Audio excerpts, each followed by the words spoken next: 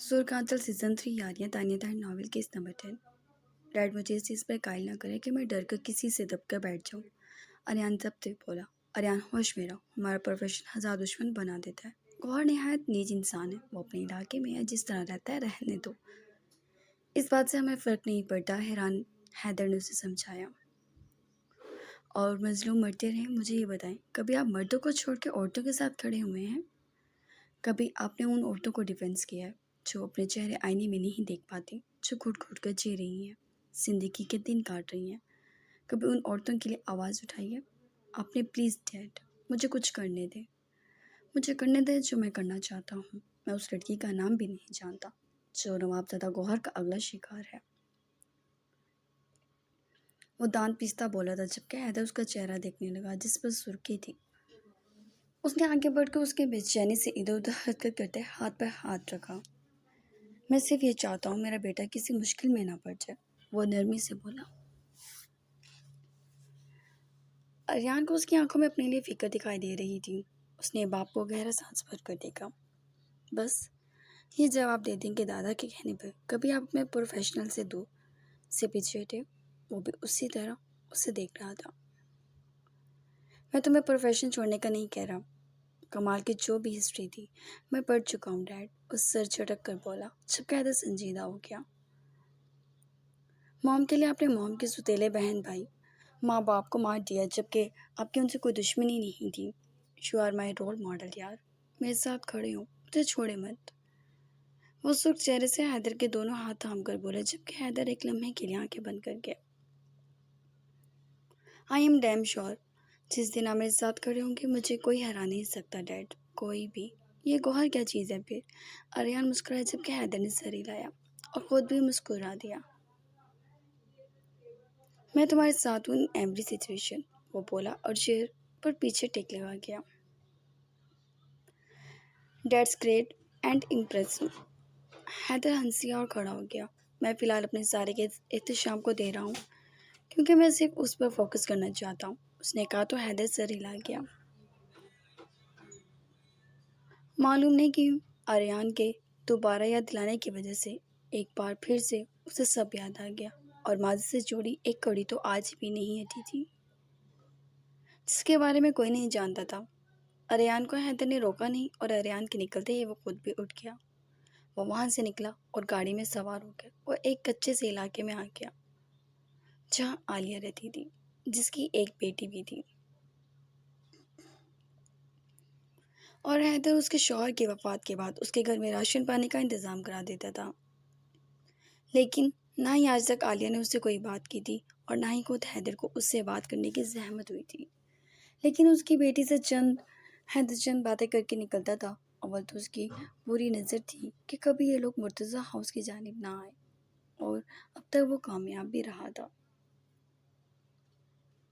वो गाड़ी से उतरा और उस घर की जानिब बढ़ा। दरवाज़ा बजाया तो सामने ही निमरा ने दरवाज़ा खोला। वो हूबहू अपनी माँ जैसी थी। वो पीछे हट गई और हैदर दरवाजे में ही खड़ा रहा। सब ठीक है? किसी चीज़ की ज़रूरत तो नहीं? वो संजीदगी से पूछ रहा था। बहुत शुक्रिया इस कैद रिहाई का जो आपने हमें दे दी है, निमरा ने ज़रा तलखी से कहा। हैदर तंजिया मुस्कुरा दिया। अपनी माँ से कहना कि इतने में ही खुश रहे। बहरहाल ये पैसे रख लो। वो निमरा के हाथ में पैसे देकर मुड़ गया। हाँ, बस वो इतनी ही बात करता था। जिंदा रहने के लिए उन्हें चंद चीज़ों की ज़रूरत थी जो वो उन्हें दे जाता। निमरा मुड़ गई और आलिया के सामने पैसे फेंक दिए। आलिया एक खूबसूरत लड़की थी, लेकिन हैदर ने जो उसके साथ किया था उसके अंदर एक आग जल रही थी, लाइबा और हैदर के नाम की, जो ऐसे तो बुझने से रही। उसने वो पैसे उठा लिए। जाओ, इन पैसों के अपने लिए कुछ अच्छे कपड़े खरीद लो। वो निमरा को देखती बोली, यानी वो वक्त आ गया था जब मुझे बदला लेना था। निमरा गैर मरी नुक्ते को घूरने लगी। सिर्फ ये इंसान था जिसने हमारा ये हाल किया है, तुम इसको जिंदा नहीं छोड़ना। आलिया जज्बात से जैसे फटने को थी और कैफियत निमरा की भी यही थी। अशर गाड़ी में सवार हुआ तो उसी वक्त हैदर की गाड़ी घर में दाखिल हुई। वह गाड़ी से बाहर निकल रहा था। कहाँ जा रहे हो? संजीदगी से पूछने लगा। हॉस्पिटल। वो अब कतरे बेहतर लग रहा था। कल जाना, अब अंदर चलो, बात करनी है तुमसे मैंने। और अशर के शाने पर हाथ हिलाता अंदर दाखिल हुआ तो सभी मौजूद थे। वो दोनों साथ चलते हुए बिल्कुल एक जैसे लग रहे थे। आप ठीक हैं? आइस ने कुछ कहा। अशोक को वो डिस्टर्ब लग रहे थे। मैं बिल्कुल ठीक हूँ। अलबत्ता तुम्हारी माँ को क्या हुआ है ये खबर नहीं। कॉल्स कर रहा हूँ, कोई अटेंड नहीं कर रही। वो राजदारी से बोला तो अशर हंस दिया। जो खिलौना आपने खेलने के लिए दिया है वो ज़रूर मेरी मॉम को तंग कर रहा होगा, लेकिन ये तो दादों के पास है। सिमल के हाथ में आहल को देखकर उसने बाप को इशारा किया। दिखाएं भाई दादो, अब इस नवाबजादे को मैं भी देख लूँ। Opening ceremony. वो हंसा और जिमल और सलार भी मुस्कुरा दिए, जबकि हैदर भी मुस्कुरा रहा था। अगर यहाँ कोई नहीं था तो वो अदा, आइस, अजान और लाइबा ही थे। ओके डैड, ये बिल्कुल मेरे जैसा है। वो उसको गौर से देखकर चीखा, बस करो, जीन जैसी शक्ल नहीं है इसकी। हैदर ने उसे लिया। अच्छा बस बस, इतना हैंडसम बेटा है आपका, इतने तो आप भी नहीं हैं। अजय ने फिर से खींचा और आहल को सॉफ्ट ब्लैंकेट से निकाल कर दोनों हाथों के बल पकड़ के लटका दिया। और घर की खवातीन जहाँ चिल्लाई थी वहाँ मर्द हंस रहे थे। छिचड़ सा है, वो दूर करता बोला। जब तुम हुए थे तुम भी ऐसे ही थे। नैना ने घूर कर कहा तो वो शाने उचका गया। मैं ज़रा मॉम से मिल लूँ। अशर जल्दी से उठकर लाइबा के कमरे में लाइबा के पास आ गया, जबकि हैदर भी पीछे ही था। लाइबा कबर्ड के पास खड़ी थी। क्या कर रही हो? हैदर खफकी से बोला। लाइबा ने मुड़कर देखा और दोबारा काम में लग गई। वो क्या कर रही थी मालूम नहीं। मॉम सुना, आप डैड का फ़ोन नहीं उठा रही। अशर हशाश बशाश सा उसके शानों पे हाथ मिला गया। अशर हट जाए, काम करने दे हमें। वो चाह कर भी लहजे की नाकवारी छुपा न सकी। क्या काम कर रही हैं भाई? अशर प्लीज़ हट जाए, हर वक्त मजाक नहीं करते रहा करें। वो एकदम झटक कर बोली, जबकि हैदर हैरानगी से जहाँ उसकी शक्ल देख रहा था। अशर भी हैरान होकर दूर हुआ। हम थके हुए हैं, जाए आप यहाँ से, नहीं देखना चाहते हम आपको। वो बेसाख्ता रो पड़ी। आपकी तबीयत ठीक है? मेडिसिन कौन सी ले रही हैं? क्या कुछ खाया नहीं आपने? अशर जाए यहाँ से। पहली बार वो चिल्लाई। Mom just leave. वो भड़की। लाइबा, हैदर हम आपसे बात नहीं कर रहे। वो भड़क उठी। आपके यहाँ बेटे होते रहे, आपका सीना और फूलता गया। आपको बेटी की ख्वाहिश हुई, आपने हमें इस उम्र में तकलीफ से दो चार किया। हमने हर बार आपकी मोहब्बत में सर झुकाया, लेकिन इन सब अपने बेटों से कहिए हमसे बात ना ही करें तो बेहतर है। जिनके दिलों में औरत के लिए इज्जत नहीं, वो हमारे कुछ नहीं लगते। काश आप सबकी जगह हमारी बेटियां हो जाती। रोते हुए कह कर वो वॉशरूम में चली गई। अशोर हैदर वहीं खड़े रहे थे। अशर हालांकि ऐसी चीज़ों को बहुत तेज़ी से पिक करता था, लेकिन फ़िलहाल वो खामोशी से खड़ा था। उसने साइड टेबल पे लाइबा की मेडिसिन चेक की, सब ठीक थी। और वो खामोशी से बाहर निकला और जैसे कदम बाहर रखा तो एकदम उसके दिमाग में जो नाम आया था, परेशानी की फिक्र की लकीरें पेशानी पे फैल गई, जबकि कोई रिएक्शन नहीं दे सकता था। उसने उसे पिछले 7 माह से मोबाइल भी छीन लिया था, वो उससे रब्ता नहीं कर सकता था। अशर, भाइयों को बुला लो, आओ खाना तैयार है। नुशा ने खाना खाते हुए बोली। सब खाना खाने के लिए टेबल की जानी पड़े, जबकि अशर तो बेचैनी की इंतहा पर था। वो टेबल पर आ गया। लाइबा भी रूम से निकल कर आ गई थी, जबकि अजान और आयस दोनों ही नहीं थे। अदा भी आ गई थी। सब बताओ। सब बातों में खाना खा रहे थे। लाइबा और अदा ही कुछ नहीं बोले थे। वो लड़का कहाँ? एक महफिल की रौनक और दूसरा मेरी आंखों की। सलार ने इटकिट देखती आयसा और अजान का पूछा। हाँ, मैं आरिस को कहती हूँ, वो ले आएगा। रुशाने ने मुलाजिम को कहा और तभी साथ भी घर में दाखिल हुआ। वो हद से ज़्यादा संजीदा रहता था। उसने सबको सलाम किया। आओ खाना खाओ। रुशाने मुस्कुरा कर उसे देखने लगी। थैंक्स मॉम, भूख नहीं है, कुछ देर रेस्ट करूँगा, उसने कहा और अपने कमरे में चला गया। पता नहीं इसने ये सोबर गोबरपन कहाँ से ले लिया। रुशाने नफ़ी में सर हिलाने लगी। अपने बाप से ही लिया है, हैदर ने संजीदगी से कहा। हाँ तो हर वक्त कह के लगाएं, अब हम पागलों की तरह। पागल खामोश ही रहें तो बेहतर है। अच्छा अब चुप हो जाओ। सलार ने टोका तो वो दोनों ही रुक गए। लेकिन हैदर को लाइबा के अजीब रवैये पर हैरानगी ख़त्म नहीं हुई थी। वो खाना खाकर जीमल से आहल को लेकर कमरे में चली गई, जबकि अशर भी उठ गया। जिस तरह वो बेचैनी से 2 रुक में ले सका था वो ही जानता था। अशर उठकर बाहर निकला तो हैदर उठकर लाइबा के पास आ गया। अदा भी अपने कमरे में जाने के लिए उठ गई थी। वो सब उन सबको थका हुआ महसूस कर रहे थे क्योंकि लाइबा और अदा हॉस्पिटल गई थी। आज वो ऊपर कमरे में जाने लगी। उसकी आंखें सूजी हुई थीं। इतना रोने की क्या ज़रूरत है? आवाज़ पर वो एकदम रुकी और आइस को अपने कमरे के दरवाजे में तैयार, बिल्कुल फ्रेश और शायद बेहद हसीन देखकर वो आगे बढ़ने लगी। गलती जिसकी है वो संभाल लेंगे। तुम अपने आंसू ज़ाया मत करो। हम आपसे सवाल करने वाले आप हमसे सवाल करने वाले कोई नहीं हैं। हम आपसे बात नहीं करना पसंद करते। फिर भी आपका ज़रूरी है हमसे मुखातिब होना। हाँ, ज़रूरी है ताकि तुम्हें एहसास हो कि जिस इंसान को तुम इग्नोर कर रही हो, एक दिन अगर तुम उसी के कमरे में उसी की दुल्हन बन के बैठी हुई तो? सवाल? वो सुर्ख नज़रों से उसे टोक गई। सवाल ही पैदा नहीं होता। डैड ने हमसे बात की है और हमने सोच लिया है हम अरियान भाई के लिए हाँ कर देंगे। वो कहकर झटके से वहाँ से गुजर के आइस एकदम जैसे होश में आया था।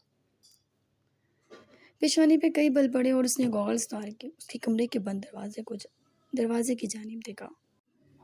आर्यन, मतलब वो कुछ समझा नहीं था। किसने की थी आर्यन और उसकी बात? डैड ने। वो गुस्से से भिड़ने लगा। उसका खून खौलने लगा था। वो तन पन करता नीचे उतरा और गुस्से और जज्बात से वहाँ से निकलता चला गया। वो ऐसा ही था। जब गुस्सा चढ़ जाता तो किसी को नहीं दिखता था। उसे ज़्यादा दिख जरिए आपने टोका। आइस, बात सुनो। उसके पुकारने के बावजूद वो सहूलत से उसकी आवाज़ को इग्नोर करके वहाँ से गुजर के बाहर निकल गया, जैसे वो कुछ हो ही ना। शायद कहीं जा रहा हो। रुशाने ने ज़रा आपका बाजू थामा। मैदा और आइस के लिए कभी रजामंदी नहीं दूंगा। रुशा ने ज़रा आपने संजीदगी से उसे देखा। चक्कर रुशा ने दबदबा गई। वो मसरूफ़ बड़ों की इज्जत उसे करनी नहीं आती और मेरी बेटी के लायक नहीं हो। मैं आर्यन के लिए भाई हैदर भाई को हाँ कर दूंगा। वो कहकर उसके पास से हट गया। क्या हुआ है तुम्हें? कुछ नहीं। आयल सो जाएं तो हम भी सो जाएंगे। आप भी रेस्ट। लाइबा, हैदर ने उसका बाजू पकड़ के सख्ती से उसकी जानिब देखा। हैदर, हम आपसे बात नहीं करना चाहते फ़िलहाल। लाइबा पहली बार उसकी आंखों में आंखें डालती बोली थी। मसला क्या है यार? क्यों ऐसे रवैया इख्तियार कर रही हो? वो भड़का, लेकिन लाइबा आयल को देखने लगी जो रोने लगा था। हैदर के बार बार पूछने पर भी उसने जवाब नहीं दिया।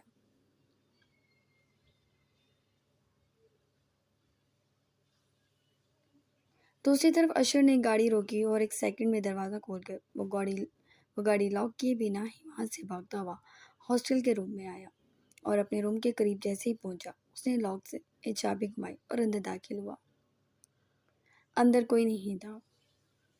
जाना, उसने पुकारा। वॉशरूम में चेक किया, कोई नहीं था। जाना, वो भड़क कर पुकारने लगा मगर बेसुध। क्या वो भाग गई थी? हाँ, अपनी बहन जैसी थी, भाग गई थी। लेकिन उसके बच्चे? वो दांत पीसता बाहर निकला। अगर वो पताल में भी थी, वो उसे सर के बल पकड़ के ले आता। शायद गुस्से में वो दोबारा गाड़ी में बैठा। कहाँ जा सकती थी वो? उसका पासपोर्ट, वीज़ा सब उसके पास था। फिर किससे मदद की उसकी यहाँ से भागने? अचानक आइस उसकी आंखों की अचानक आइस उसकी आंखों में घूमने लगा। अशर ने बड़े गुस्से से आइस को कॉल मिलाई, जिसने बामुश्किल उठाई।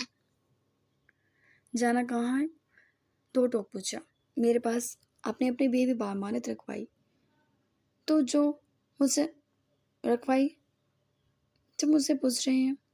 अपने उसी कैद खाने में तलाशी जहाँ कैद किया था आपने।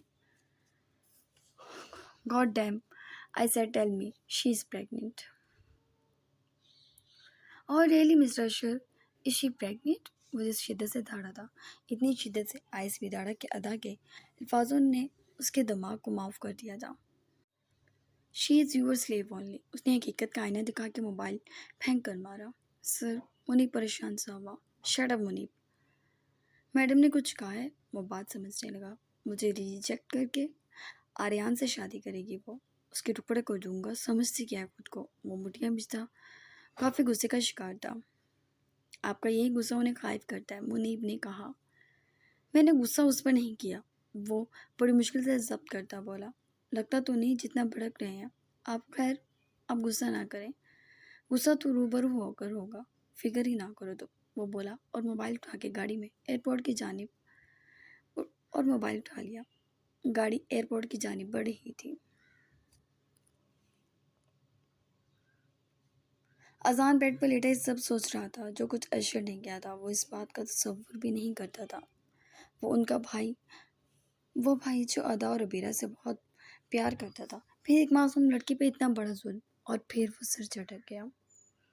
और मोबाइल और मालूम नहीं कैसे उसने मोबाइल उठाया और अबीरा को कॉल मिला ली।